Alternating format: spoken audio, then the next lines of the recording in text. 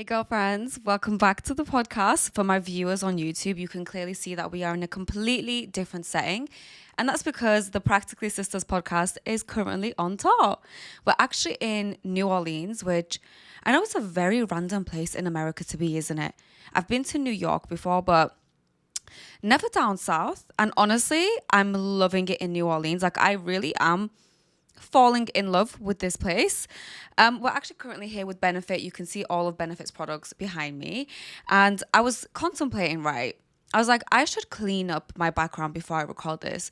But you know what, guys? If you could see what was in front of me right now, you would just feel so normal because the mess that I make when I get ready or when I'm in a hotel room, I make so much mess and I won't clean it up until I leave. And it was actually kind of the same when I was in the UK back home, and my parents were literally like you should be embarrassed by the state of your room. Like, how do you keep your home tidy? Like, you're genuinely lying to us. But anyway, we're in New Orleans and I'm bringing you guys along with me here because I thought, why not switch it up a little bit? And it's quite relevant for something that I wanted to touch on with you guys in this week's podcast. And that is my job. My job. And what is my job, right? It's so funny because I put on my story on my Instagram, like, ask me any questions you have about my job. And people were like, what is your job? And I'm like, okay, no, you know what? Fair enough, because what is my job? So I guess that's the best place to start with this, right? In essence, the way that I put what my job is, it's not that I influence people. Like if we get to the nitty-gritty of what my job is, I produce content and brands will pay me to produce and post that content. So obviously you can make money from making content as somebody who isn't posting the content. Oh, sorry, I've got like a hair on my face. So you can like make content for a brand and they will post it on their platform and you'll get paid for just producing that content. So I get paid for producing it and also posting it. And it's a very weird way that I fell into this. And I felt like now that we understand what it is exactly that I do, it would be relevant for us to kind of touch on my journey. How did I even get into this thing? Was it something that I always wanted to do? And if we're going to do this, we have to go back to just when COVID started. Also, I'm so sorry. I have this chicken claw hand situation going on whilst gripping this mic, and that's because this wire keeps falling out and I just can't have that happening. And imagine like not realizing halfway through that my podcast isn't even being recorded, which has happened to me before. So yeah, we're gonna have to go all the way back to COVID. This was the time that I was just finishing my bachelor's degree, and I had a few questions about this as well. I think I've talked about it previously, but I'll mention it again because it's quite relevant for this podcast. I did my bachelor's in biomedical science and I was in my third year doing my last exams because I remember my last exams being like assignments because it was COVID and we couldn't go in and actually sit these exams. And it gave me a lot of time to reflect. And I feel like a lot of people could relate to that during the period of COVID. It was a really big time of reflection for us all. And I sat down kind of with myself and I asked myself like, am I truly happy with what I'm doing? Do I feel excited for the future? Like, honestly, like if you ask me what am I going to do in the next 5 years, I could not tell you guys. I didn't know what my life was going to look like. I didn't know what role I was going to be in, what job I was going to be doing. Essentially, like I knew I would end up going to work in a lab and I enjoyed the lab work, hence why I did lab work. But did it like excite me and make me feel like, wow, I can't wait to get up and go to the lab? Absolutely not.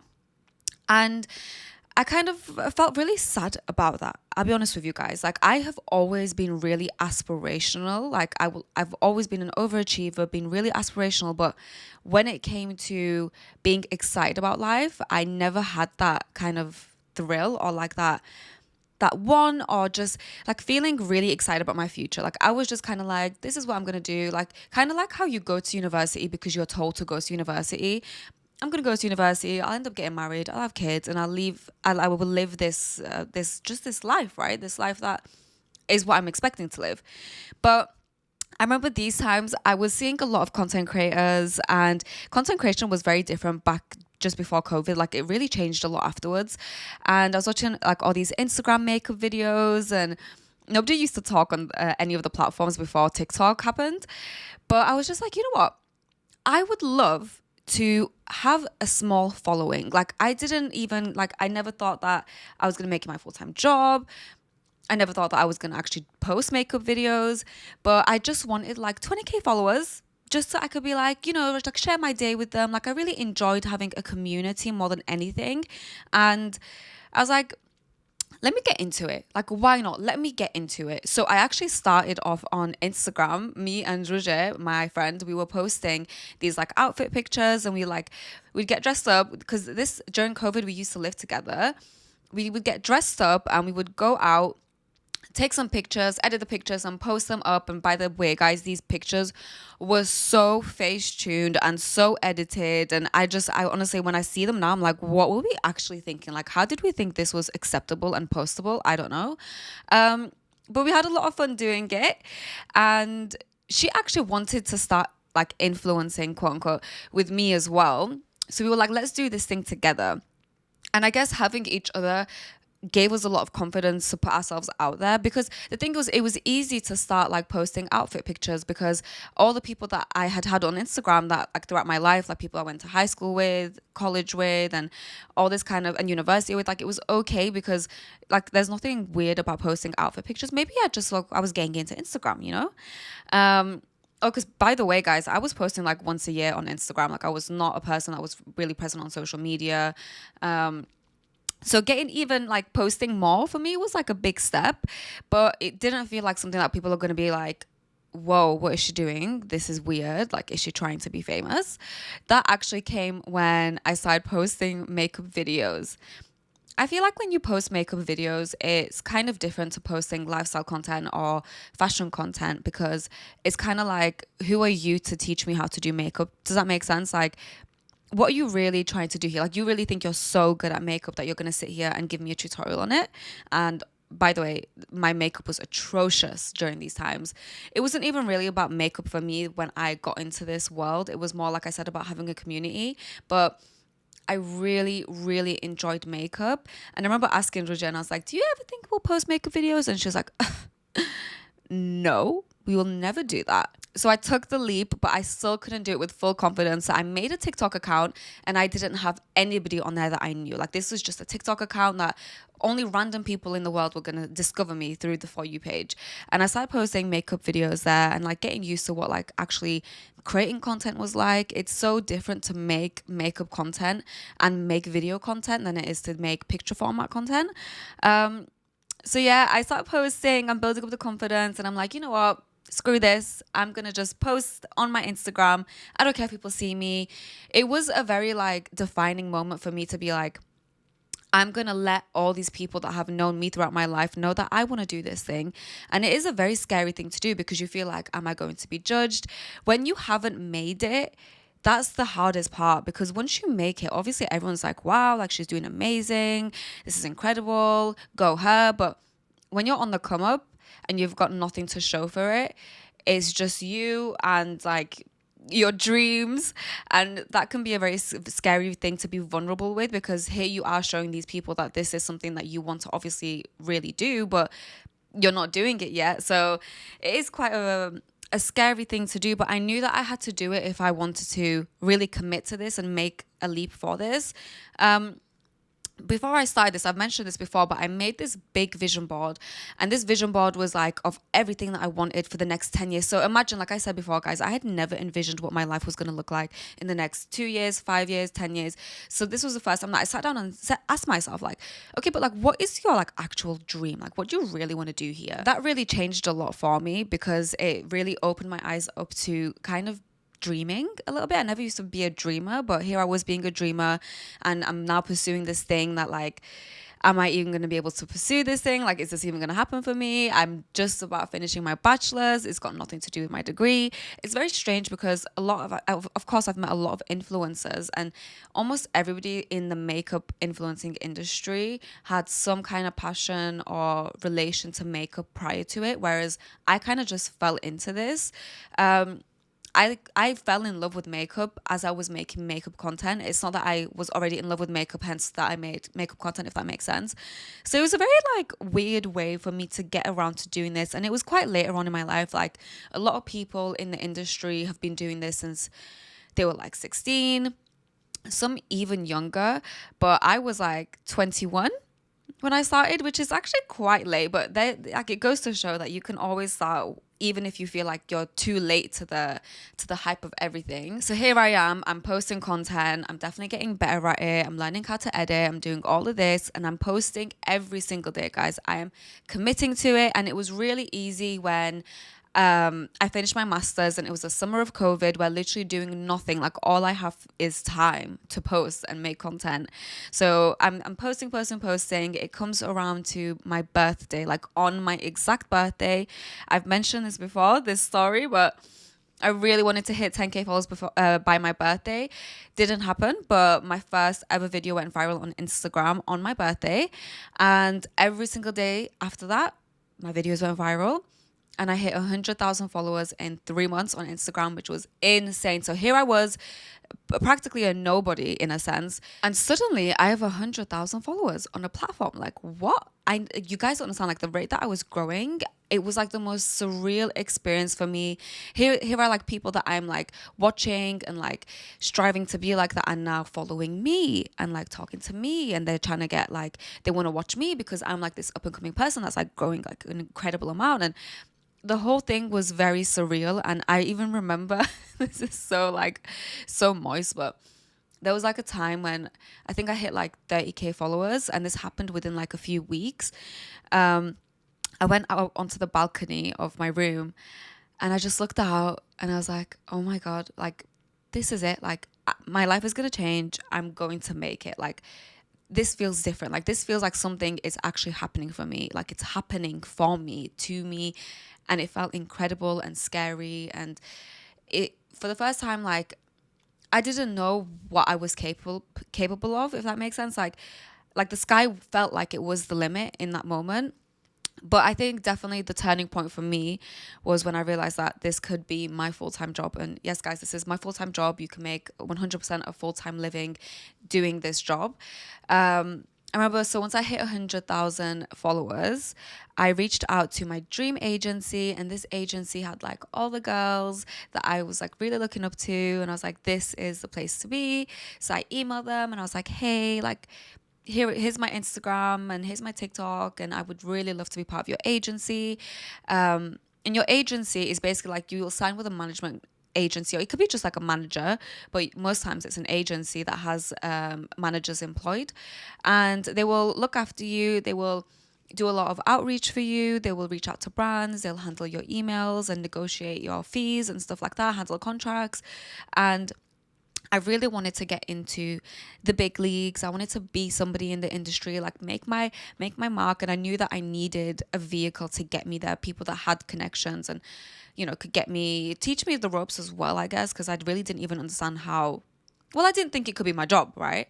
So anyway, I reach out to them and they give me a call, and I'm speaking to the lady that owns the agency, and she was like telling me like, you know, like this could be your full-time job. And when she said like how much I could make and how that could be, like the number that she told me was a number that was higher than what I would have had I got a job just out of uni. So I was like, wow, like, so I could literally make more money than I would after getting a postgraduate job is insane. Like that is actually insane. So that's the moment that I really felt like I'm like, it wasn't just fun and games here. Like I was really going to change my life. And that was like a crazy moment for me. And I genuinely felt like the ground was like shaking beneath me. Like my heart was thumping out my chest, and I was like, oh my God, like this is like what the hell? Like I've just been told something that is life changing here. And that was a moment that I really was like, okay, I need to be serious and I need to commit to this. I need to make this happen because I really want it badly. And I really committed to it. So unfortunately for me, I started my master's just as I started to go viral. So my birthday's in September and the term starts in September. So just as I started my master's, I'd committed to it. I start going viral. Suddenly, this is now my full-time job, and I'm also in full-time employment doing a master's, which was very, very difficult. I did my master's in clinical immunology. So here I am juggling these two things. I'm in half the days in labs. Actually, no, that's a lie. No, that isn't a lie. No, I did. Yeah, I was in labs. I'm half the time I'm in labs, half the time I'm doing assignments and I'm doing like makeup content. I remember I would switch out like 3 days a week I would do makeup, and then the rest of the days I would do assignments and like study, and like it was like a complete switch. Or sometimes I would just like switch them every day. And I remember like when I was doing my assignments, I'd be like, oh, I can't wait to just do some makeup tomorrow. And then the next day I'd be like, do my makeup, like, I can't wait to just do an assignment tomorrow, because I would just get so tired of doing both these responsibilities. But I pushed for myself so hard. I overworked myself so hard. I always say this to people. You need 1 year of just working like a dog. And I'm sorry, and I don't want to push hustle culture, but trust me, guys, 1 year of pushing yourself to the max. And you know what? Maybe you won't be the happiest.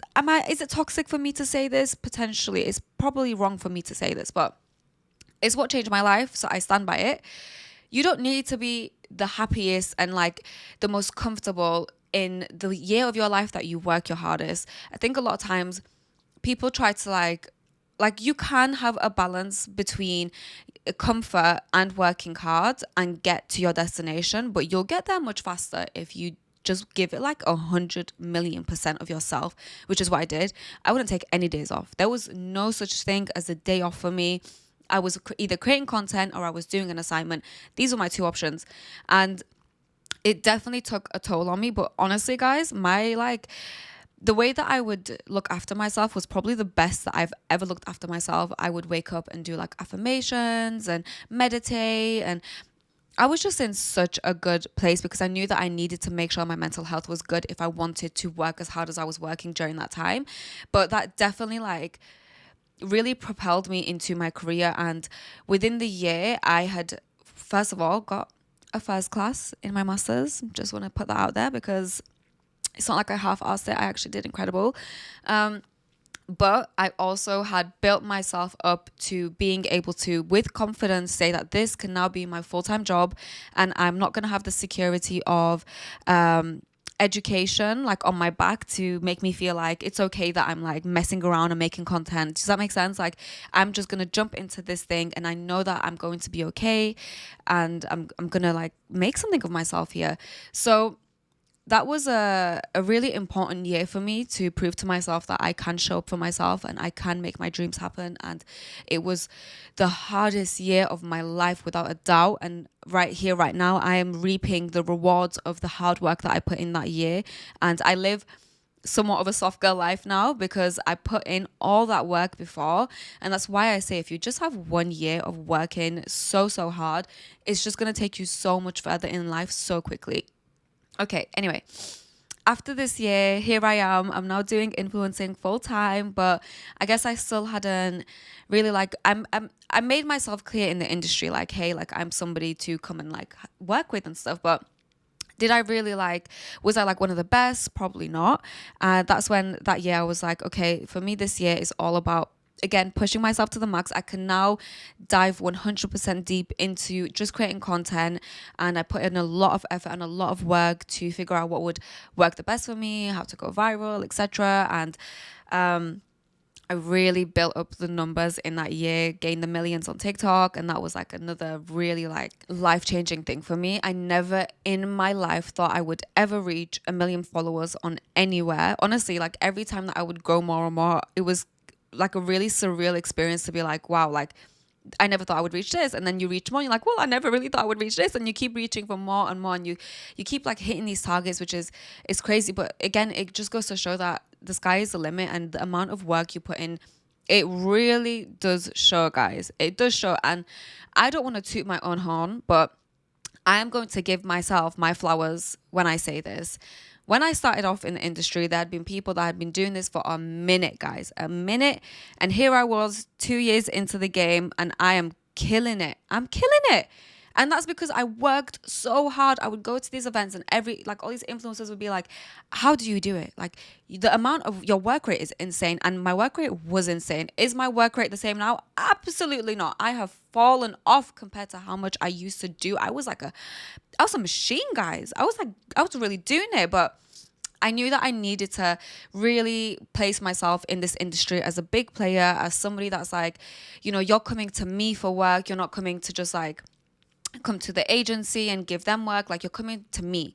And I built a lot of relationships with brands and really put myself in some incredible experiences. Started going on brand trips. I was on TV adverts. I was in stores.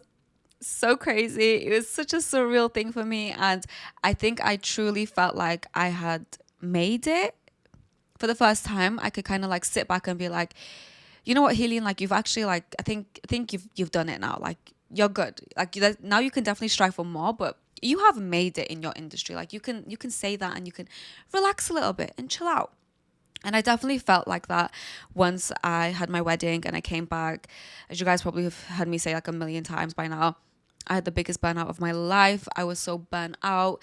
And I guess in a way I was kind of like, well, I've reached like all the things that I've worked with, brands that I've wanted to work with. I made a good amount of money that year. I had like gained lots of followers. I reached the millions that year. And like, what's next? What's the next thing for me to do? Like, I just missed feeling that hunger because I was so hungry for it, which is why I worked so hard. Like, I got really complacent, I guess. And that's why I'm really, really happy to be doing this podcast, because even though this podcast is very out of my comfort zone, guys, I'm not going to lie to you. Have I contemplated a few times whether I should keep doing it? Yes. I am going to keep showing up for you though. And please let me know in the comments now that you do really enjoy this podcast, because sometimes I like get in my head about it and I'm like, do they really want to listen to this podcast? Like, is this actually something that people want to hear? So please do let me know. I think I really need the reassurance this time. And then also, guys, if you're watching on YouTube, please subscribe, leave a little thumbs up. If you're listening on Spotify or Apple, please leave 5 stars, because this is a 5-star podcast. So I would really appreciate it. If you don't want to leave 5 stars, it's okay, but I will be sad. Oh yeah, so I got really complacent and I had to, again, bring myself to another vision board. I made my vision board for this year and I asked myself, what is the next step then? Like, what's the next thing that you want to do? And here we are today, guys. So that's kind of a rundown of how I got to where I was. And I'll be honest with you guys, it was one of the hardest things I've ever done in my whole entire life. Was it easy? Absolutely not. There was so many moments that I almost quit. There was a point that I almost deleted all my social media, and I was doing good. I was like on 100k followers on Instagram. I was like popping off on TikTok, and I was gonna delete it. And we'll get into why. So, as you guys know, I am Kurdish. I'm a Kurdish woman, and for me to be doing what I'm doing, guys, it's a really big deal, to be honest. Like, this doesn't really happen for us. There's not many people that do it the way that I do it, and especially coming from a small town, Duhok. Like, I'm from Duhok. I'm not from Slimani or Helin, which are like very big cities in Kurdistan. I'm kind of like from a place that's a little bit more traditional. They still like upkeep their values, kind of like villagey vibes, but it's not a village. Duhok is not a village, but compared to the other ones, it's not as modern and Western minded, I would say. So for me to be doing what I'm doing was a really big deal. And I'll be honest, guys, when I started doing this, I didn't tell my dad. So I told my mom about it, right? Because I needed to make sure that what I was doing was like it was okay. I'm not in my head about the fact that like I know what I'm doing is all right. Like, I'm not doing anything that is wrong here. But my dad is he comes from a very traditional family, and I knew he was going to have a really hard time with it, because I knew he was not going to be able to understand what my job was. Because to anybody in Kurdistan, if you're posting pictures of yourself or putting yourself out there on social media, then like you're just like, I don't know how to put it in a nice way, but like why do you want attention? Do you know what I mean? Like, why are you dying for attention? Like, what is this about? Like, why don't you just go get like a respectful job? Like, this isn't a respectful job, right? So I knew he was going to have a hard time with this. I didn't tell him. And he ended up finding out about my Instagram. And these times I had like 80,000 followers, maybe something like that. And he was like, what's going on? Like, what is this? Like, what are you talking about? Like, what? He was so shocked that I had that many followers, and he was very confused about the whole thing. And he had a really, really hard time with it. We had a few arguments, I'm not gonna lie to you guys. We had some tough conversations. There was a period that like we just like took some space because I was living out at this time, and we weren't really speaking to each other. And he would sit me down and be like, look, like the thing is, guys, how my dad reacted is 100% valid, and let's get into why. Because imagine you've grown up in this society, in this culture, and you come from a family that's a very respectful family, and you immigrate to the UK. You're building something for yourself. You're going through a lot of hardship. You're working your ass off to provide for your family, to make sure that they can get a good education, to make something of themselves. And I was that child that was the overachiever. I'm getting the A's, I'm getting the A stars. I'm like applying for medical school. Like I'm achieving a lot educationally. So here's your child that you've sacrificed so much for, right? And she's done amazing with education. And suddenly she's throwing it all away to post pictures of herself on social media. Like, what? What is wrong with you? And he really didn't even understand what influencing was. And there's people that live in America and in the UK that have no idea what influencing is. So how could my dad, coming from Kurdistan, ever really grasp the concept of it? And I was really afraid to really get into it with him because I was just, because my dad's approval means a lot to me. My mum and my dad's approval means so much to me. So it was kind of scary feeling like he wasn't going to be on board with things. And maybe I didn't do my best in trying to explain what it was a lot of times. But it was definitely a hard process. And there was a point that I was just going to delete my social media because obviously, like, I didn't want to disappoint my dad. Does that mean like you never want to be a disappointment to your parents? And maybe a part of me thought like, okay, like, am I throwing my life away like for this thing that's fun to do? And I've got this degree. You know what? You go from telling people that your daughter's like studying to be a doctor to like what she's now posting herself on social media. Like, is that really a flex? No, it's not really a flex, is it? Well, it wasn't a flex. It's a flex now. Let me tell you right now, my parents are very flexing about what I do. I'm going to get this master's. You can tell people I've got a bachelor's, I've got a first class bachelor's, I've got a first class master's. You know, like, I'm educated. I could do it. I could go and do that if I want to do it. This is a choice. This is not my last resort. Like, this is my choice. And my dad used to say that to me. And he's like, Helin, like, this is something that like girls do when they have no other option. He's like, you have like so many options. You're so smart. You're so educated. You strive for such greatness. Like, why are you doing this and making this life choice? And he was like, you're going to really regret this later on. And I think a part of him was also fearful that like nobody around us would understand it, because my dad could come to terms with it, but could people back home get to terms with it? Could like somebody that I'm potentially wanting to get married to come to terms with it? Like, he's thinking to himself, I know Kurdish men, and no Kurdish man is going to be okay with you putting yourself on social media like this, which I completely understand. This was like a whole new ballpark for my dad. But with a lot of time, alhamdulillah, 1,000 times, my dad could see that I was not just playing around. Like, I'm not just posting myself on social media for fun. Like, I'm like, this is a career that could change my entire life, could change my children's lives. He was like in Boots or something, and he was gonna get something for, like, he was going to Kurdistan, I was gonna get something for his parents or something. And he heard these two girls, he overheard them saying like, what's that makeup product that Helin uses? Like, I really want to use it, I need to get it. And he's thinking, oh my god, like, they're talking about Helin, like, what? And then he went home to go tell my mum this story, and on the TV it cuts to an advert of me on like a Maybelline advert, and he was like, what? Like, what is going on? Is that her on the TV now? And my mum was like, well, if you want to see her in stores, go to Superdrug, her face is there. And he was just so, I guess, really shocked, and was thinking like, wow, like, she's actually doing bits. And honestly, guys, I don't want to be doing this my entire life. Who says that I'm even gonna like have the energy, or like, how am I gonna do this for my entire life? There has to be some kind of end goal, something that gets you out of the game, I guess, in a way, because there's only so long that people are going to be invested in your life as well, I feel like. Do you know what I mean? And this is kind of like the time for me to make something of myself, to propel myself for the next few years. I get a lot of DMs from girls being like, you're so inspirational to me because you did this thing And like I would want to do this thing, but I feel a lot of pressure from family, and I always let them know like, hey, don't ever think that I had an easy ride doing this. Like my parents are just so like easygoing and open-minded and western-minded.